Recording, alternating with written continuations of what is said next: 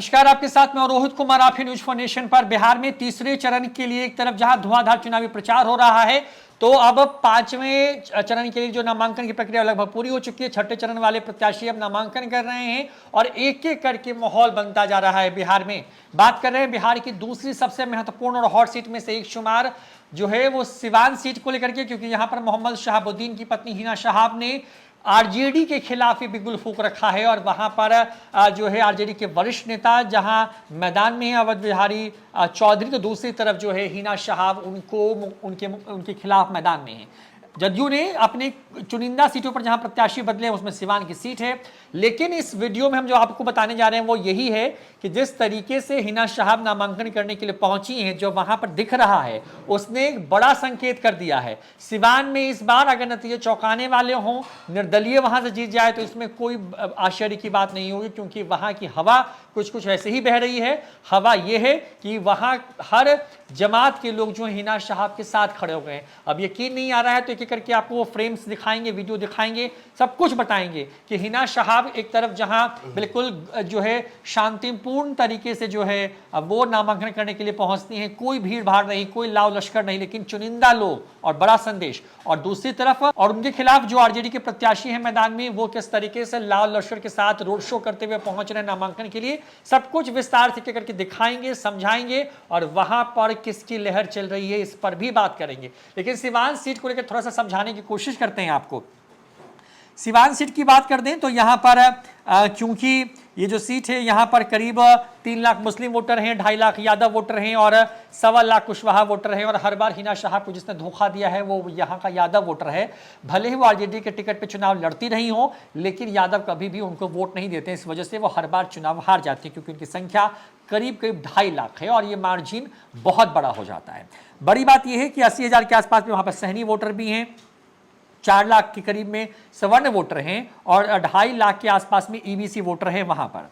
सिवान की बात करें तो वहां पर मोहम्मद शहाबुद्दीन की अपनी एक लेगेसी रही है। बड़ी बात यह कि सिवान से वो लगातार जीतते रहे और एक दौर में तो ये तक कहा जाता रहा कि जब तक शहाबुद्दीन सिवान में है, सिवान को कोई और फतह नहीं कर सकता। और कुछ होता भी ऐसा ही नजर आया। 1996 से लेकर के 2004 के बीच में जब आरजेडी अपने पूरे समाप्त पर थी, उस वक्त से लेकर के आरजेडी के पतन तक के लगभग कार्यकाल को अगर आप देखें तो अगर सिवान का कोई इकलौता विजेता था तो उसका नाम मोहम्मद शहाबुद्दीन हुआ करता था। बड़ी बात यह है कि यहाँ पर कुल 6 विधानसभा की सीटें हैं।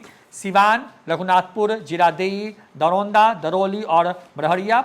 बड़ी बात यह है कि सिवान में जो साल 2019 के चुनावी नतीजे आए थे उसमें कविता सिंह जो है वो जीत करके आए थे। कविता सिंह को आप जानते ही होंगे वो नाम, वो जब खरमात में शादी हुई और नीतीश कुमार ने अचानक से उपचुनाव में वहां पर उनको प्रत्याशी बनाया और उसके बाद वो लगातार जीती। उसके बाद सांसद का टिकट मिला, उसके बाद सांसद बनी और 2019 में भी वो जीत करके गई। बड़ी बात यह है कि कविता सिंह को वहां पर 4,48,473 वोट आए थे, जबकि हिना शहाब जो कि आरजेडी के प्रत्याशी 2019 में थी उनको 3,31,515 वोट आए और हार जीत का अंतर जो था 1,16,958 वोट का था। ये 19 की बात है। 20 में सब कुछ बदला हुआ है। क्या बदला है? आज जब वो निकली हैं नॉमिनेशन करने के लिए तो क्या सिंबलाइज करने की कोशिश कर रही हैं। देवांशु हमारे साथ मौजूद हैं जो सिवान पर तमाम लोगों से बातचीत करके आपके लिए हम बिल्कुल अभी जस्ट ये नॉमिनेशन हुआ है और आपके लिए हम पूरी रिपोर्ट लेकर के पहुंचे हैं। देवांशु, हिना शहाब अमूमन जिस तरह की राजनीति कर रही है वो सिवान के लिए बड़ी जनरल टाइप से नहीं लगती है, क्योंकि वो अचानक से कभी उनको चुंदरी उड़ाया जाता है, कभी कन्या पूजन करते नजर आती हैं। जिस धर्म विशेष से आती हैं उसके बारे में कहते हैं कि वो हिंदुओं से परहेज करते हैं, लेकिन इस तरह की स्थिति वहाँ पे नहीं है। और इस बार ऐसा दिख रहा है कि सभी लोग साथ आ रहे हैं। हिना शहाब जैसे बड़े कद के एक लीडर का जब नामांकन हो तो कोई रोड शो ना हो, चुनिंदा लोग हों, क्या कारण है इसका? देखिए, ये तस्वीरें हम दिखा भी रहे हैं स्क्रीन पर, इसे कहते हैं गुप्त नामांकन। हिना साहब ने अपने समर्थकों को भी नहीं बताया कि आज वो नामांकन करने जा रहे हैं। किसी को कोई सूचना नहीं थी आज सिवान में कि हिना साहब जो है वो नामांकन करने जा रही है। देखिए, अगर सूचना होती ना तो भीड़ हिना साहब के बिना बुलाए ही पहुंच जाती, क्योंकि नामांकन है। देखिए, और गुप्त जो है वो नामांकन हिना साहब की तरफ से जो है वो किया गया। और स्टाइल देखिए, गिरियो बस के लोग हैं अगल बगल में, कुछ 5 या 6 ही लोग हैं कुल मिला के, हिना साहब को मिला के, और एक वकील साहब है जो कि नॉमिनेशन के वक्त वहाँ पर होते हैं, पेपर जो सही हो, कुछ गलत गड़बड़ ना हो।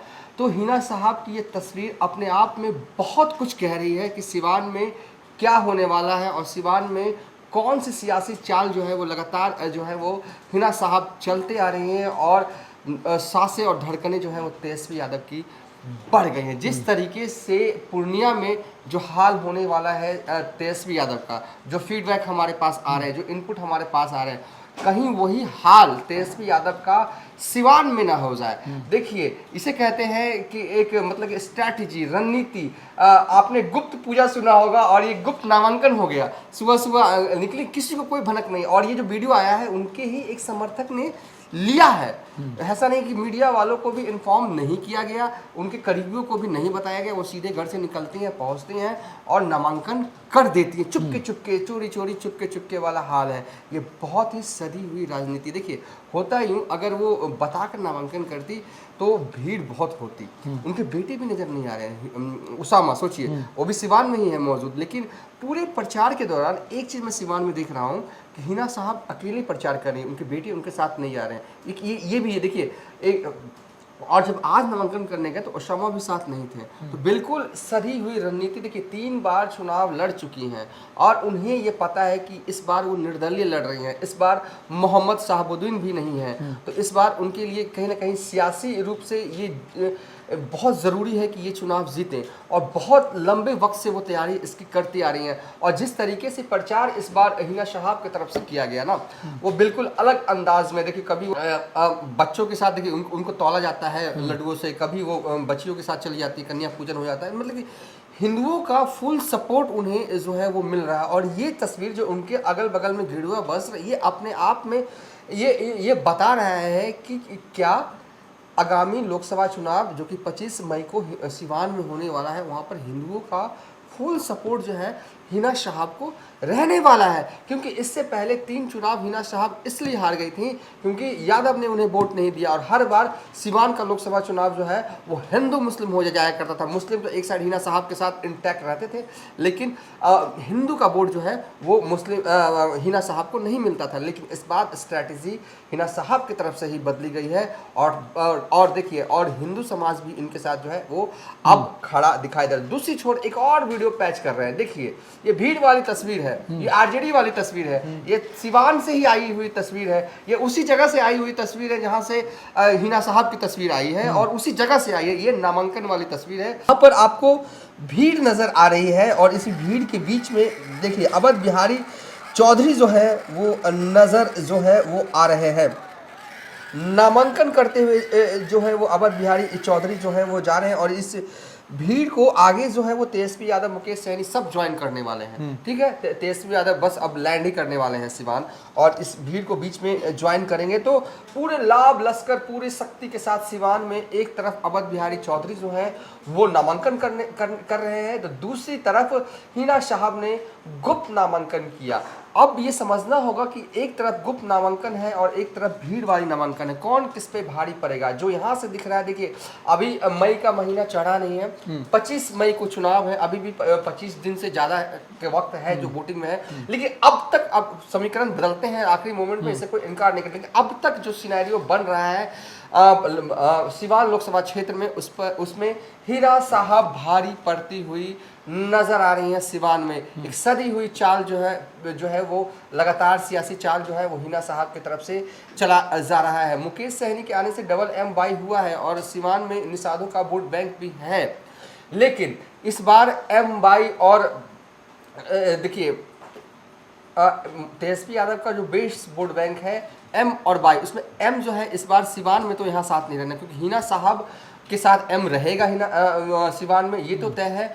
और स्वर्ण मतदाता जो है सिवान के, वो तोड़ने में मुझे लग रहा है यहाँ से कि काफ़ी हद तक कामयाब हो सकती हैं हिना साहब। और ये चुनाव जो है ना वो विन विन वाली सिचुएशन में मुझे यहाँ से हिना साहब जो है वो नज़र आ रही हैं। जिस तरीके से लगातार जो खबरें आ रही हैं हमारे पास, जो इनपुट आ रहा है, जो वहाँ के लोकल जो पत्रकार हैं वो बता रहे हैं कि हिना साहब अब तक भारी जो है वो पड़ती हुई जो है वो सिवान में दिख रही हैं। जिस तरीके से आपने हमें जो जातीय आंकड़ा बताया, जो भी आंकड़ा हम न्यूज़ फॉर नेशन के जरिए बता रहे हैं आपको, वो मोटे तौर पर आंकड़ा होता है। हम बार बार ये कहते हैं कि आगे पीछे कुछ हो सकता है, लेकिन लेकिन लमसम ये आंकड़ा है और हमने आपको ये आंकड़ा बताया भी सिवान का क्या जो कहता है।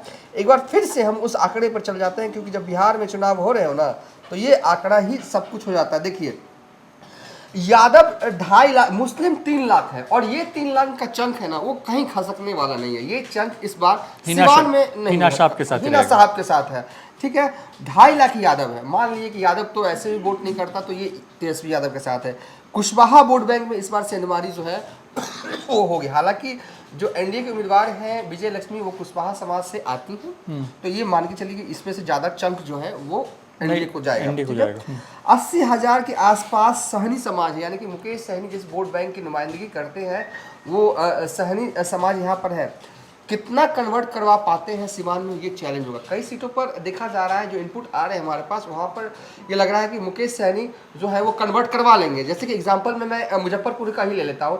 मुजफ्फरपुर लोकसभा क्षेत्र में मुकेश सहनी के जो वोटर हैं वो इस बार अजय निषाद को वोट करने जा रहे हैं, ये कन्फर्म है। लेकिन मैं सिवान में इस दावे के साथ नहीं कह सकता हूँ। सिवान में मैंने ये नहीं कह सकता कि सहनी समाज जो है वो महागठबंधन के उम्मीदवार अवध बिहारी चौधरी को वोट करेगा। इस पे इट और बट है, डाउट है, कुछ करवा ले लेकिन कुछ इधर भी शिफ्ट होना है। ये है जातीय समीकरण निषादों का जो है वो वहां पर है। अब आगे चलते हैं, स्वर्ण मतदाता। ये बहुत इंपॉर्टेंट फैक्टर हो जाता है कि आखिर इस बार स्वर्ण मतदाता क्या करने वाले हैं सिवान में। वैसे तो ये वोटर एनडीए के ही हैं, इसमें कोई ये नहीं है, लेकिन इसमें बड़ा चंक टूटने वाला और हिना साहब की ताकत बनने वाला है।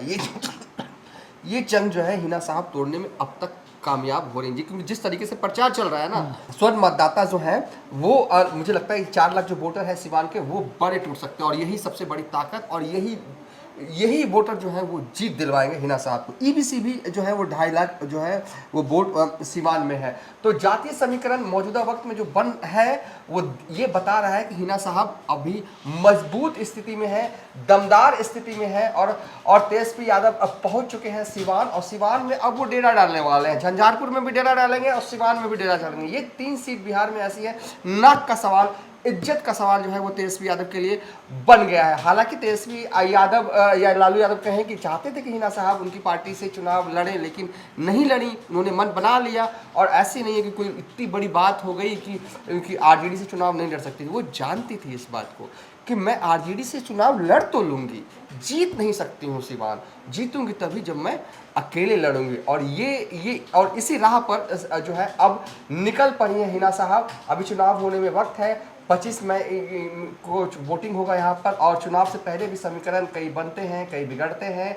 लेकिन अभी के हिसाब से, आज की तारीख के हिसाब से अगर कोई मुझसे पूछे तो हिना साहब जो कि जीतने की संभावना जो है वो सिवान में प्रबल है। और आज ही नामांकन जो है हिना साहब ने कर दिया। एक तरफ गुप्त नामांकन हुआ, दूसरी तरफ पूरी ताकत के साथ, पूरी भीड़ के साथ, पूरी सिवान की सड़कों को भरने के प्रयास जो है अवध बिहारी चौधरी की तरफ से किया गया। रोहित, तो देखिए यही स्थिति है सिवान की। सिवान में बड़ी बात यह है कि इस बार हिना साहब निर्दलीय लड़ रही हैं चुनाव, और बड़ी रेस में उनको एक एज नजर आ रहा है। तमाम जो लोग हैं उनके समर्थन में हैं, चाहे वो हिंदू हों, मुसलमान हों।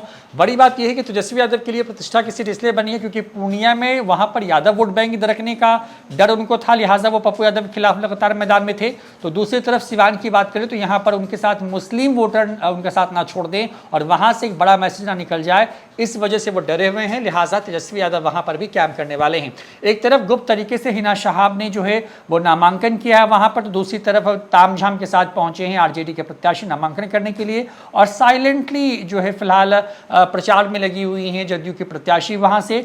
बड़ी बात यह है कि चुनाव कौन जीतेगा ये तो जब ईवीएम खोलेगा तब पता चलेगा, लेकिन वहां पर जो माहौल बन रहा है, जो वहां पे लहर नजर आ रही है, वो फिलहाल लग रही है कि उसमें हिना साहब को एक एज है। और हिना साहब ने आज इस तरीके से जो वीडियो हमने आपको दिखाया जब वो नामांकन के लिए जा रही हैं, भगवा और पीला गमछा ओढ़े हुए लोग हैं वहां पर। पीला मतलब समझिए कि वहाँ के भूमिहार वोटर जो हैं वो उनके साथ में, देखिए ये सिंबलाइज करता है।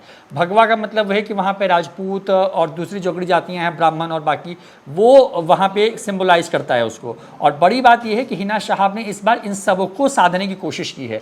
बहुत दिनों के बाद ऐसा लग रहा है कि हिना साहब वहाँ पर फाइट में हैं और निर्दलीय फाइट में हैं।